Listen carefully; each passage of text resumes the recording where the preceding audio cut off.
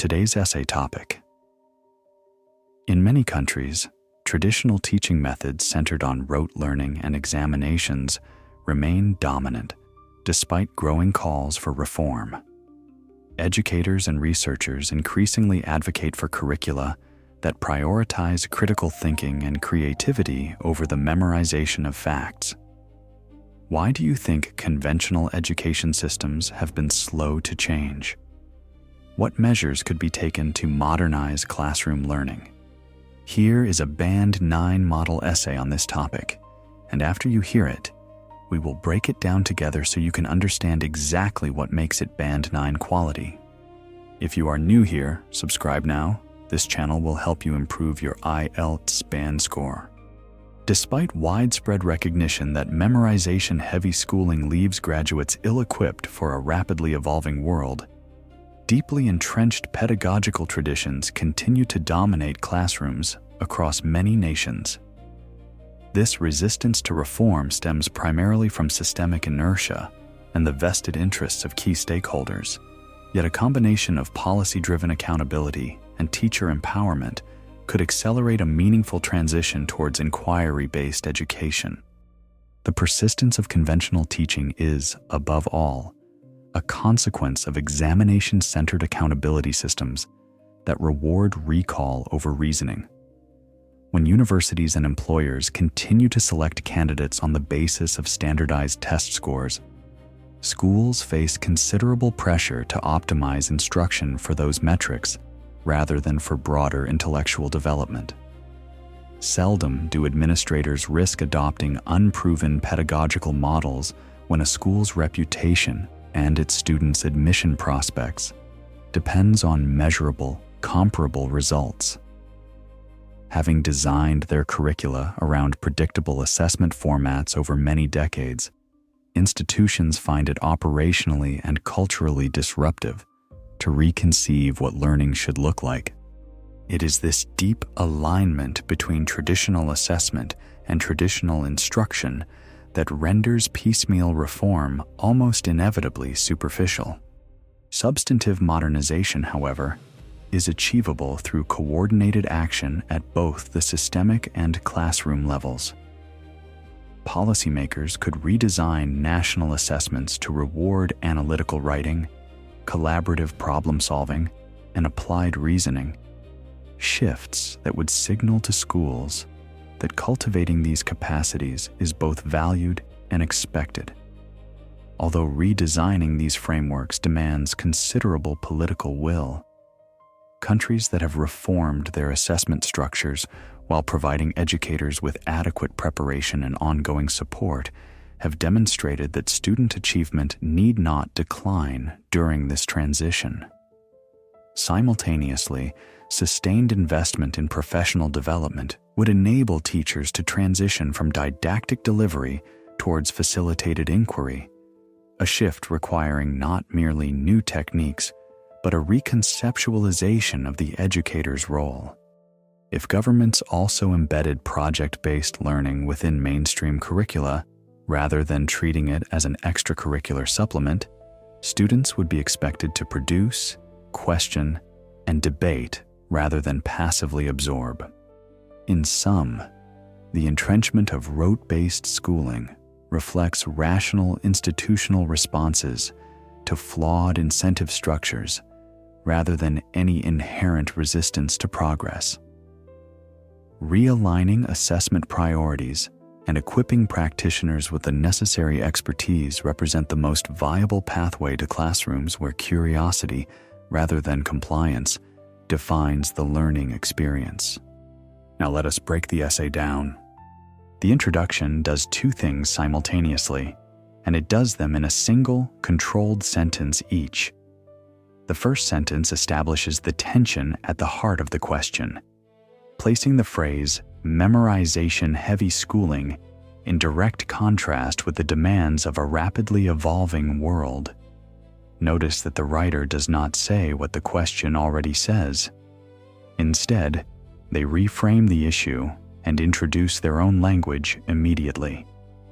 The second sentence is the thesis, and it is structured as a two-part claim joined by yet. The first part names the cause, systemic inertia and vested interests. The second part names the solution, policy-driven accountability and teacher empowerment.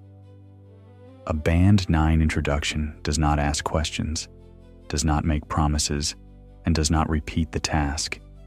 It states a position and maps the argument. The first body paragraph explains why reform is slow. It opens with a topic sentence that identifies examination-centered accountability as the root cause. Every sentence that follows is a development of that claim, not a new claim. The second sentence explains the mechanism, how standardized test scores create institutional pressure. The third sentence captures the administrative psychology behind the resistance, using fronted inversion with seldom to achieve both variety and emphasis. The fourth sentence shows how this has become structural over time, with the participial phrase having designed their curricula working as a compressed causal clause. The paragraph closes by naming the deeper problem, the alignment between assessment and instruction, making clear why the issue is systemic rather than attitudinal. The second body paragraph presents the solutions, and its structure mirrors the problem paragraph. It opens by asserting that modernization is achievable, which directly answers the second part of the task.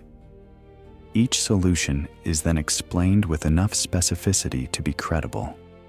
Redesigning national assessments is not left as a vague recommendation. The essay specifies what those assessments should reward: analytical writing, collaborative problem solving, and applied reasoning. Teacher professional development is not described as simply useful. It is linked to a reconceptualization of the educator's role, which elevates the idea beyond technique. The conditional sentence near the end of the paragraph, if governments also embedded project-based learning, adds a third policy lever while demonstrating range of structure. If this is already clearer than what you have been writing, hit the like button. It helps me grow and produce better videos for you. The conclusion is 2 sentences. The first restates the cause using the word entrenchment, which summarizes the first body paragraph in a single noun. The second sentence names the 2-part solution and ties it to a vision of the classroom defined by curiosity rather than compliance. This final phrase echoes the thesis, creating a sense of structural closure without repetition. Now let us look at vocabulary. The essay demonstrates strong lexical resource, and the key is that every advanced word is chosen for precision, not decoration. Entrenchment is not a synonym for continuation. It implies that something has become deeply embedded and structurally resistant to removal, which is exactly what the paragraph is arguing. Inquiry-based education is a precise term used in academic discourse on pedagogy. It is more specific than modern education or creative learning. Systemic inertia captures the idea that the problem is not a matter of individual will, but of how the system itself resists change. Didactic delivery describes a specific mode of instruction, one in which the teacher transmits information to passive recipients, which contrasts precisely with facilitated inquiry. None of these words is present simply to impress. Each one carries meaning that a simpler word would lose. Now let us look at grammar. The essay uses a genuine range of structures, all of them accurate and naturally integrated. Fronted inversion appears in the sentence that opens with seldom.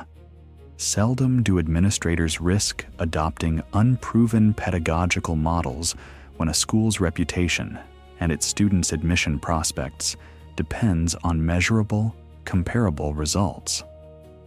Inversion after negative adverbials is a high-level structure, and placing it at the start of a sentence gives it rhetorical force. A participial phrase used as a compressed causal clause appears in the sentence beginning with having Having designed their curricula around predictable assessment formats over many decades, institutions find it operationally and culturally disruptive to reconceive what learning should look like. This structure allows the writer to compress a full causal clause into a participial phrase, demonstrating control of subordination. A defining relative clause appears in the sentence beginning with countries. Countries that have reformed their assessment structures while providing educators with adequate preparation and ongoing support have demonstrated that student achievement need not decline. The relative clause identifies which countries are being referenced, and the embedded concessive clause, while providing, adds a second layer of subordination within the same sentence. A concessive clause, using although, appears in the sentence. Although redesigning these frameworks demands considerable political will, countries that have reformed their assessment structures have demonstrated that student achievement need not decline. The concessive opening acknowledges a real difficulty before pivoting to evidence, which is a structurally mature move. A conditional sentence using if appears in, if governments also embedded project-based learning within mainstream curricula, rather than treating it as an extracurricular supplement, students would be expected to produce, question, and debate, rather than passively absorb. This is a second conditional used to describe a desirable policy outcome, and it is grammatically precise. Passive constructions appear throughout. Be redesigned, be expected, treating it as an extracurricular supplement. They are used selectively, in sentences where the agent is less important than the action or outcome, which is the correct use of the passive voice. So what makes this essay Band 9?